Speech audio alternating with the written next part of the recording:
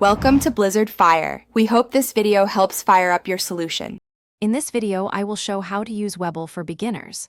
Open the app, tap Sign Up and follow prompts to verify identity and set a secure password.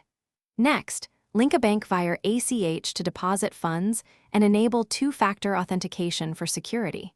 Explore the demo mode to practice trades without risk.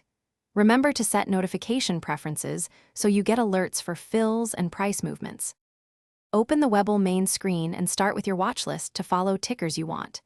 Tap any symbol to view interactive charts, order book, news, and fundamentals. Use chart tools to draw trend lines and add indicators like RSI or moving averages for clearer signals.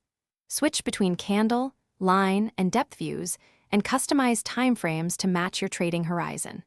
Practice reading fills and order types before risking real money. If you're finding this helpful, please subscribe and like.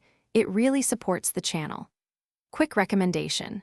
A book called The Simple Path to Wealth can change how you think about money and make investing less stressful, and it pairs well with learning apps like Webull. Check the description for the book link and other deals, and if you grab a copy, you'll likely get clearer financial habits. Now let's get back to the video.